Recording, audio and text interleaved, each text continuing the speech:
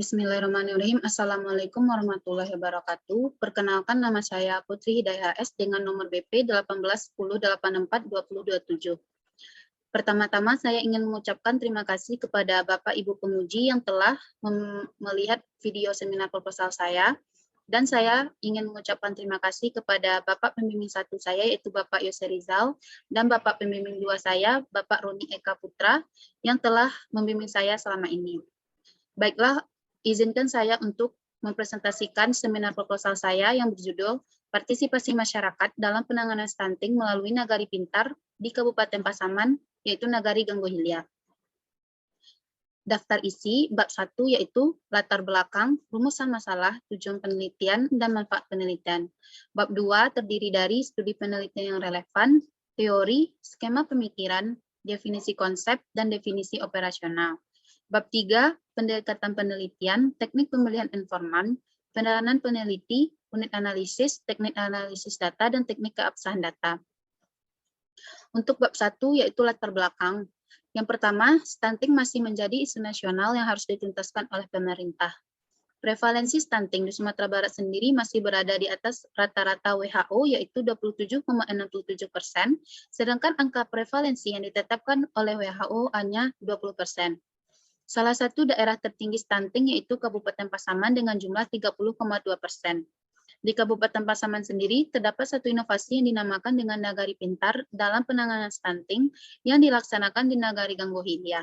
Hal ini terbukti dengan dikeluarkannya Peraturan Bupati Pasaman Nomor 24 Tahun 2019 tentang cegah stunting dengan pintar. Sasaran utama dalam pelaksanaan Nagari Pintar ini sendiri yaitu masyarakat di Nagari Ganggo Hilya. Untuk itu diperlukan adanya partisipasi masyarakat di dalamnya.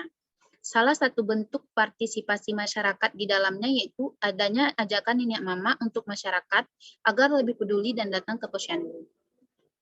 Alasan pemilihan lokus yang pertama, Kabupaten Pasaman merupakan salah satu daerah lokasi stunting di Sumatera Barat, terbukti dari adanya SSGI atau Survei Status Gizi Indonesia pada tahun 2021. Lebih dari sebagian daerah di Kabupaten Pasaman merupakan lokasi stunting. Kemudian, Kecamatan Bonjol merupakan daerah yang tertinggi memiliki balita stunting, salah satu daerahnya yaitu Nagari Ganggo Hilya. Nagari Ganggo Hilya ditunjuk sebagai Nagari Pintar dalam penanganan stunting di Kabupaten Pasaman. Berikut merupakan data lokasi stunting di Sumatera Barat pada tahun 2021. Dapat dilihat pada tabel ini, terlihat bahwa Kabupaten Pasaman menduduki posisi kedua tertinggi, yaitu dengan jumlah 30,2%. Berikutnya, data status stunting Kabupaten Pasaman pada tahun 2021. Berdasarkan tabel tersebut, terdapat Kecamatan Bonjol dengan jumlah stunting tertinggi yaitu 575 atau 19,13%. Selanjutnya, fenomena empiris teoritis. Dalam pelaksanaan program Nagari Pintar ini, masyarakat diikutsertakan dalam pengambilan keputusan, dalam tahap pelaksanaan, dan tahap menikmati hasil.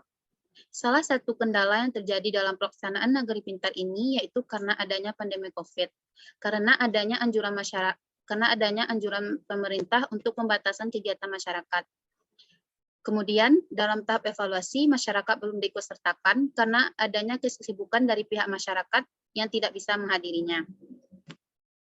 Selanjutnya, manfaat penelitian praktis, yaitu yang pertama bagi pemerintah. Penelitian ini dapat digunakan pemerintah untuk menetapkan kebijakan-kebijakan yang sesuai dan lebih strategis dalam menangani masalah stunting, selain dari adanya keterlibatan masyarakat di dalamnya. Sedangkan untuk masyarakat, penelitian ini bermanfaat bagi masyarakat sebagai bentuk gambaran dari pelaksanaan partisipasi masyarakat. Bagi penulis, penelitian ini bermanfaat untuk menambah wawasan serta pengetahuan, terutama dalam hal partisipasi masyarakat. Sedangkan bagi akademisi, penelitian ini dapat bermanfaat sebagai pemberian sumbangan pemikiran dan konsep maupun informasi untuk semua akademisi dalam menganalisis partisipasi masyarakat Nagari Ganggo Hilya atau Nagari Pintar dalam penanganan stunting ini sendiri. Adapun rumusan masalahnya yaitu bagaimana bentuk partisipasi masyarakat Ganggo Hilya atau Nagari Pintar dalam penanganan stunting di Kabupaten Pasaman. Tujuan dari penelitian ini yaitu untuk mengetahui bentuk partisipasi masyarakat Ganggo Hilya atau Nagari Pintar dalam penanganan stunting di Kabupaten Pasaman. Manfaat penelitian teoritis memberikan manfaat untuk menambah pengetahuan di bidang, terutama di bidang administrasi publik, yaitu di partisipasi masyarakat.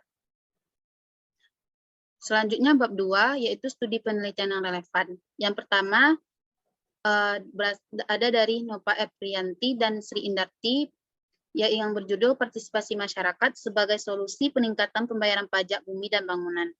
Yang kedua, Anna Sartika, yang berjudul Partisipasi Masyarakat dalam Menangani Masalah Stunting di Jorong Padang Lawas, Kecamatan Luhak Nanduo, Kabupaten Pasaman Barat.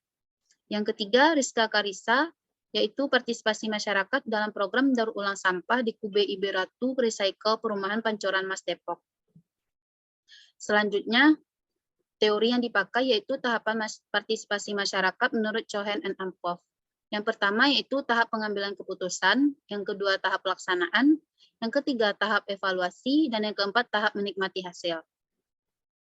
Berikut ini adalah skema pemikiran dari teori tersebut. Selanjutnya definisi konsep. Yang pertama, partisipasi.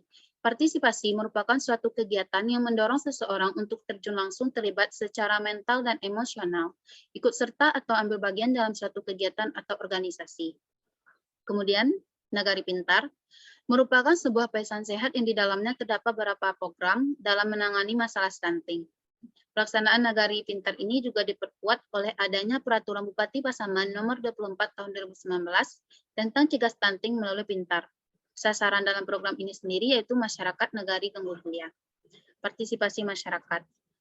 Masyarakat dapat diartikan sebagai suatu sistem kesatuan hidup manusia yang tergabung dalam suatu kelompok, saling berinteraksi dan memiliki tujuan yang sama secara berkelanjutan yang terlibat dalam suatu rasa identitas bersama.